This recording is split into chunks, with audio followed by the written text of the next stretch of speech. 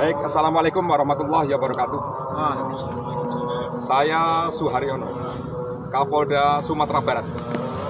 Pada hari ini bersama rekan-rekan, para pejabat utama Polda, dan juga tidak kurang dari 600 anggota kami yang masih berada di halaman Masjid Raya Padang, Sumatera Barat, menyampaikan press release bahwasanya yang pertama, terjadi aksi unjuk rasa dari masyarakat Pasaman Barat, khususnya masyarakat Air Bangis, yang sudah berlangsung selama 6 hari berturut-turut tanpa henti.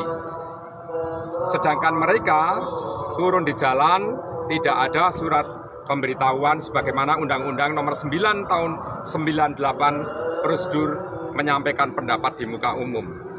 Kami masih persuasif, walaupun seharusnya ada sanksi harus dibubarkan.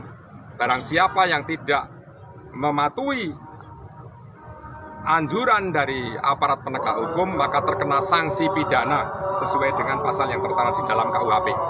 Tetapi ini pun belum kami lakukan. Kami masih persuasi menghimbau kepada mereka semua untuk kembali ke Pasaman Barat. Ternyata yang terjadi adalah mereka tidur di Masjid Raya, Masjid Agung yang tercinta kita ini, yang di situ tempat suci, tempat untuk sholat, tempat untuk beribadah, tempat untuk menimba ilmu, tempat untuk mengkaji ilmu agama yang berdasarkan slogan kita bahwa adat bersandikan syarak, syarak bersandikan kitabullah, itu sudah dihormati oleh kurang lebih 98,7% masyarakat muslimin muslimat yang ada di Sumatera Barat. Masjid ini adalah masjid yang terindah, yang menurut penyampaian Bapak Gubernur terindah di Asia Tenggara. Begitu hebat antiknya. Nah, saya lanjutkan.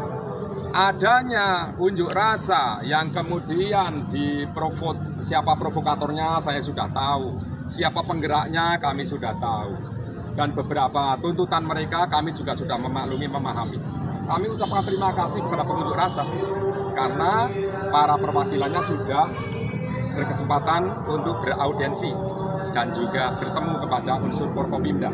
Saya sebagai Kapolda, termasuk Pak Gubernur, Pak Bupati, yang diwakili Pak Wakil Bupati Pasaman Barat, dan seterusnya. Sehingga kesimpulannya pada hari ini, di hari Sabtu, di hari yang ke-6 ini, kami setelah memberikan himbauan mereka juga tidak mau, sampai tuntutan yang 9, yang tidak saya sebutkan tuntutan itu di sini, tetapi tidak mungkin dan tidak masuk akal tuntutan yang 9 itu harus ditetapkan seperti tersangka, harus dikeluarkan dari tahanan. Namanya pencuri ya harus ditahan. Barang siapa mengambil barang sebagian atau seluruhnya milik orang lain dengan maksud untuk dimiliki dengan melawan hak, yaitu ya melanggar undang-undang pasal 363 KUHP, ya kita proses, kita lidik, kita sidik, kita berkas, kita tahan. Mereka menginginkan tahanannya dilepaskan, barang bukti diserahkan, dikembalikan. Ya tidak mungkin. Kami yang aparat penegak hukum itu kalah dengan masyarakat yang menuntut sesuatu yang tidak berdasarkan undang-undang. Kami tetap on the track, berdasarkan undang-undang, on the track maju terus. Dengan tetap harkam tipmas terjaga. Petunjuk arahan Bapak Kapolri harus terukur, harus diukur antara Gakum dan harkam tipmas sudah kami lakukan. Tetapi kaitannya dengan masyarakat, mereka juga ada pelanggaran yang kedua. Yang pertama, penggerak massa ini sudah kami yakinkan tidak ada perizinan dan pemberitahuannya. Mereka tidur di masjid, tempat yang suci ini, dengan mengajak anak-anak, dengan mengajak ibu-ibu dan wanita, dikerahkan sebagai tameng-tameng untuk menuntut yang 9 itu. Ya tidak mungkin kami lakukan, kecuali menghimbau dan mengembalikan mereka untuk ke Pasaman Barat. Akhirnya sore ini, alhamdulillah, semuanya sudah kembali ke Pasaman Barat. Langkah yang kami tempuh pertama adalah himbauan-himbauan. Semua pejabat utama kami turunkan, pengurus masjid kami ada, bagaimana kita kurang persuasif. Tetapi sore ini saya melihat virtual, ada visual dari mungkin TikTok lah, pengurus masjid. mungkin ada video-video viral kira-kira gitu, maaf. Video viral yang mendiskreditkan aparat seolah-olah aparat itu bertindak keras masuk ke tempat ini. Klarifikasikan, kami jelaskan bahwa yang masuk tadi itu pertama Polwan untuk mengajak mereka keluar masuk ke bis, belum diindahkan, akhirnya ada Polki mengajak sebagian anak-anak, ibu-ibu, yang pertama kan yang rentan itu. Mereka pun datang ke sini dengan dipaksa. Ada kalimat yang kami akan kembali takut karena ada intervensi, diancam. Kalau belum tuntas jangan pulang dulu. Ini banyak yang sudah mengeluh, tapi mereka saya ajak pulang pelan-pelan. Saya perintahkan Brimob, anggota Sabara, Bimas, siapapun yang bergerak, tidak ada yang menggunakan senjata, pentungan, borgol apapun. Kita berhadapan dengan keluarga besar kita sendiri, masyarakat kita sendiri. Kami pelayan mereka, kami melayani dengan baik. Tetapi yang viral itu tidak benar. Karena yang viral itu adalah itu di lantai 1 Masjid Raya ini memang dari ubin yang bersih, yang di situ tempat pertemuan-pertemuan, tapi dipakai untuk tidur-tidur mereka. Seolah-olah ada karpetnya, seolah-olah memang tikar. Kalau yang tidak tahu di luar sana, kondisi yang sebenarnya di sini, di Masjid Raya ini, mereka berada di tempat sholat. Mereka itu hampir semuanya ya di lantai bawah untuk tidur. Lantai atas ada karpet rapi untuk sholat. Dan kami masuk ya bersama mereka yang pakai sepatu, pakai sendal memang masuk di situ. Anggota mengamankan ya pakai sepatu di situ karena itu lantai bawahnya masjid itu memang keramik yang begitu bersih. Bukan anggota kami mau masuk mengamankan, mengajak mereka lepas sepatu karena itu memang lantai dasar itu memang itu yang dipakai. Kembali lagi kami klarifikasikan, mohon izin dengan penuh kerendahan hati saya, ini sejujurnya bahwa saya pun muslim, kita muslim, nggak mungkin kita yang menghormati Masjid Raya ini tadi disaksikan oleh pengurus masjid. Nanti beliau akan bicara juga bagaimana kondisi yang sebenarnya. Sekali lagi, masyarakat tidur di bawah dengan berlandaskan koran, plastik, karpet, dan tikar. Mereka kami ajak karena kasihan anak-anak sudah ada yang sakit, anak kecil-kecil yang diajak unjuk rasa ada yang sakit, dan itu sangat tidak manusiawi. Kami kawal pelan-pelan dan sekali lagi alhamdulillah kita masuk semuanya ke 15 bus itu dan sekarang sudah bersih. Masjid sekarang sudah bersih, masyarakat yang akan beribadah juga kembali normal, situasi dan kondisi aman, tentram, tertib, terkendali, tidak ada satupun dari mereka yang tersentuh sakit, apalagi kemudian ada tindakan yang membuat mereka sakit, apalagi ada yang luka ringan, luka berat, apalagi tidak ada konflik bentrokan, kecuali sedikit pemaksaan, tindakan kepolisian kami yang persuasif, yang terukur, yang bisa dinilai bahwa kami itu sudah sesuai dengan prosedur. Sekali lagi, kami sudah sesuai dengan prosedur. Gakum kami sesuai prosedur, mengamankan masyarakat pengunjuk rasa juga dengan cara sesuai prosedur, aturan hukum kami tegakkan, dan itulah yang terjadi saat ini. Sehingga kesimpulan terakhir ada dua. Yang pertama adalah situasi dan kondisi Kamtibmas Sumatera Barat secara umum dan secara khusus terkait dengan unjuk rasa ini sudah selesai dengan aman, tertib terkendali. Tinggal kita menjaganya sekarang dalam rangka masuk tahun politik itu harus kita jaga benar. Mohon dibantu oleh masyarakat umum termasuk pemahaman kepada para pengunjuk rasa. Yang kedua, kami mohonkan kepada seluruh aparat kementerian lembaga yang mungkin ada di luar sana atau masyarakat umum yang mendengarkan dan menyaksikan press release saya ini bersama unsur Forkopimda termasuk pengurus masjid dan juga para PJU ini, nanti mohon kami akan menyampaikan pemahamannya terkait video yang viral di media elektronika terutama, atau mungkin nanti nyusul di media cetak, yang anggota Polri masuk ke dalam tempat ibadah, menginjak-injak tempat peribadatan, tempat-tempat sholat dengan menggunakan sepatu-sepatu dinas. Itu tidak benar.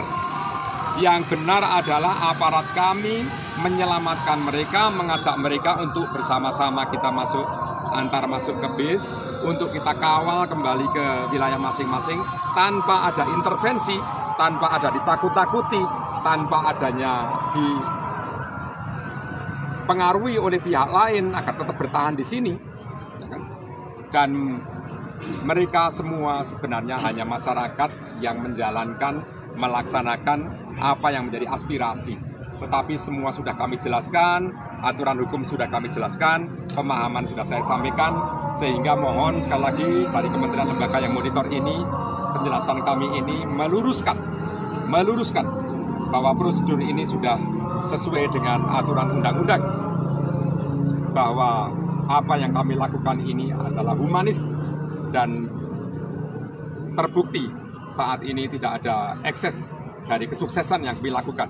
Andai kata eksesnya itu hanya viral, memojokkan kami sebagai aparat kepolisian masuk ke tempat ibadah dengan menggunakan sepatu-sepatu itu sebenarnya di lantai dasar yang mereka memang tidur di situ, dan itu bukan tempat untuk beribadah, bukan tempat untuk sholat, tapi itu untuk disewakan kalau ada acara-acara, kemudian kalau ada mungkin ya pedagang-pedagang dalam rangka kegiatan-kegiatan kegiatan provinsi lah, kegiatan hari besar lah, bukan tempat ibadah. Sekali lagi, itu lantai dasar, bukan tempat ibadah. Kalau dilihat kok ada karpet, kok ada tikar, kalau ada plastik, ada kertas, yaitu tempat tidur mereka selama 6 hari ini. Dan mohon izin menambahkan, kalau kami hari ini tidak melaksanakan keputusan seperti ini, aksi aktivitas yang persuasif, pasti hari Senin, Selasa, Rabu mereka masih tetap tinggal di sini. Dan sebagian di antara mereka bahkan takut kembali. Ini sedang kami telusuri, sedang kami selidiki. Siapa yang mengintervensi, siapa yang memaksa, siapa yang mengancam.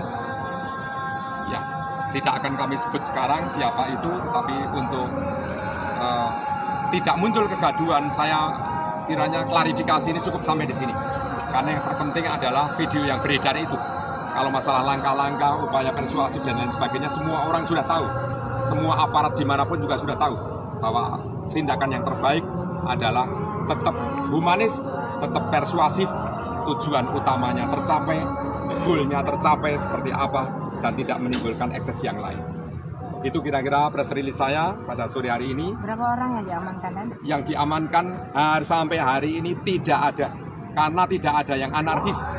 Yang 15 orang itu? Yang 15 orang juga hanya menjadi catatan kami. Kami tidak ingin memunculkan kegaduhan.